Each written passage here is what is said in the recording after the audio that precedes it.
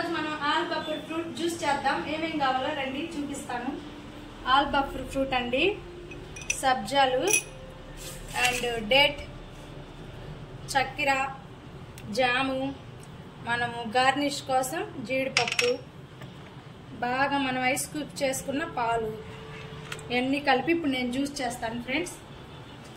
ఇలా ఫ్రూట్స్ అన్ని మనం చిన్న ముక్కలు చేసుకోవాలి ఫ్రెండ్స్.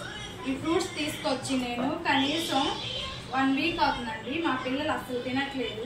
నేనే రోజుకు 2 ఫ్రూట్స్ అలా తింటున్నాను. ఈరోజు జ్యూస్ చేసి పెడదామని చెప్పేసి చేస్తున్నానండి.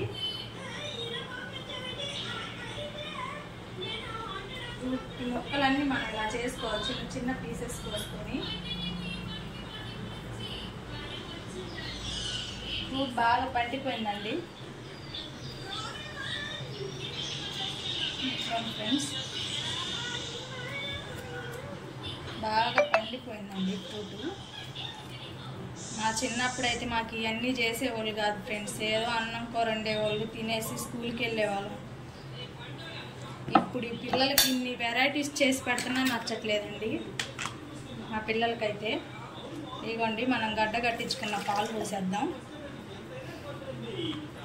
నెక్స్ట్ వచ్చి డేట్స్ అండి, ఇదిగోండి కొంచెం పంచదార, ఎలా మిక్సీ పట్టేసి చూపించాను. ఇదిగోండి జ్యూస్ పట్టేసుకున్నాం ఫ్రెండ్స్. ఇప్పుడు మనం కొంచెం సబ్జాలు వేసుకున్నామండి. కొంచెం ఒక 4-5 స్పూన్లు సబ్జాలు, కొంచెం జామ్ వేసుకొని జీడిపప్పు వేసుకున్నాం ఫ్రెండ్స్. కొంచెం డేట్స్ అండి, కొంచెం కట్ చేసి వేసుకుంటే బాగుంటుంది. ఇప్పుడు ఇదిగోండి ఇలా తయారు చేసుకున్న జ్యూస్ పోసేద్దాం.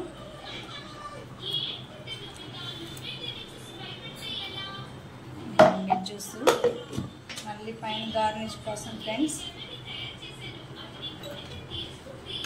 మళ్ళీ కొంచెం వేసుకున్నామండి.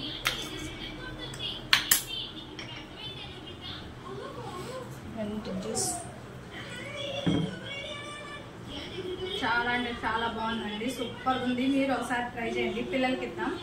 మా పిల్లలకి తయారు చేసి జ్యూస్ తీసుకొచ్చాను ఫ్రెండ్స్. టేస్ట్ చెప్పు బిట్టు. మా పెద్ద అబ్బాయికి సిగ్గండి. ఎలా ఉంది బిట్టు?